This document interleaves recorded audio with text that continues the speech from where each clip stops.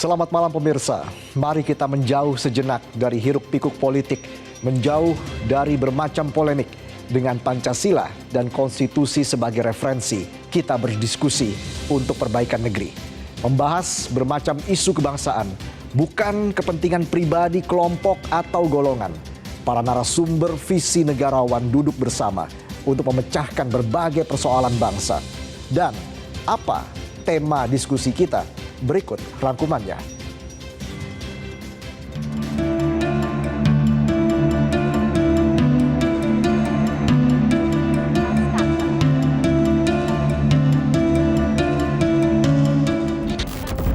Murah di ucapan, mahal di timbangan.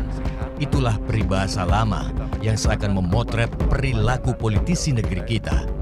Berbagai jurus dilancarkan para kandidat demi meraup dukungan rakyat.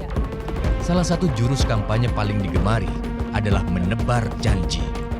Toh, para politisi memahami, janji-janji itu hanya wajib dipenuhi bila memenangi kompetisi. Usai hiruk-pikuk pesta demokrasi, saatnya menguji komitmen para politisi. Benarkah semua janji kampanye akan dipenuhi?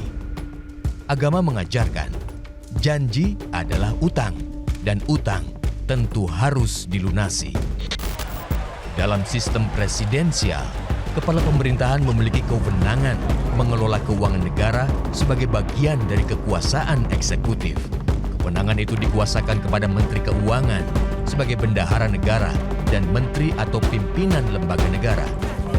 Menurut 3 paket undang-undang bidang pengelolaan keuangan negara, Menteri Keuangan menjalankan fungsi pengelola fiskal, bendahara umum negara, dan pengelola barang milik negara. Menteri Keuangan pada hakikatnya adalah Chief Financial Officer Pemerintah Republik Indonesia, sedangkan menteri dan pimpinan lembaga adalah Chief Operational Officer untuk departemen di bawahnya. Bung Hatta pernah mengatakan, kemerdekaan bukanlah tujuan akhir, namun syarat untuk mencapai kebahagiaan dan kemakmuran rakyat.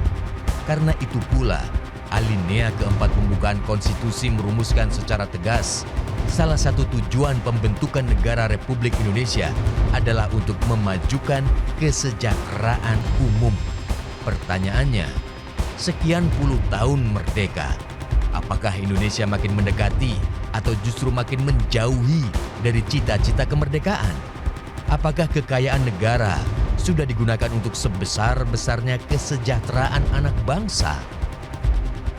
11 tahun lalu, negarawan Surya Paloh telah menggugat capaian pembangunan yang belum mampu mewujudkan cita-cita kemerdekaan. Merubah nasib bangsa ini, merubah positioning orang-orang miskin, orang-orang susah, orang-orang yang tidak berdaya, orang-orang yang masih kurang dalam kehidupan yang normal, bisa bergerak ke arah yang lebih baik.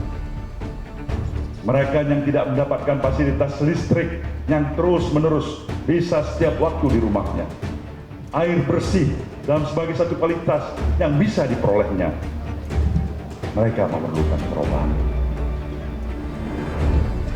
Demikian juga anak-anak yang tidak bisa tersenyum bergembira ria menyambut terbitnya matahari pagi, mereka memerlukan perubahan itu.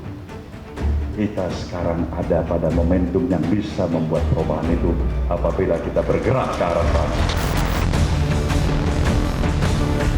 Undang-Undang Nomor 1 Tahun 2004 tentang Perbendaharaan Negara menyatakan APBN merupakan dasar bagi pemerintah pusat untuk melaksanakan penerimaan dan pengeluaran anggaran.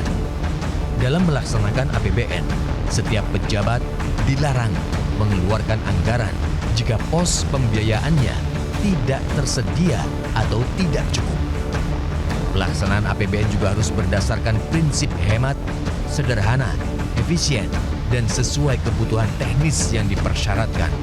Pelaksanaan APBN juga harus efektif, terarah, dan terkendali sesuai dengan rencana.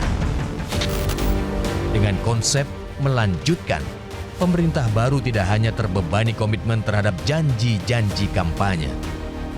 Pemerintah baru juga memiliki komitmen untuk menuntaskan program-program pemerintahan sebelumnya. Yang jadi pertanyaan, apakah negara punya cukup dana untuk membiayainya? Pemasukan negara dari pajak misalnya terhitung rendah. Idealnya, rasio pajak negara berkembang adalah 15%. Sementara pada 2 periode pemerintahan saat ini, rasio pajak tidak pernah mencapai 11%.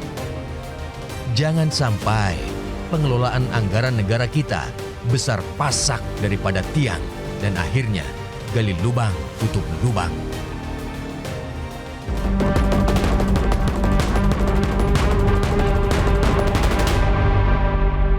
Jelajahi cara baru mendapatkan informasi. Download Metro TV Extend sekarang.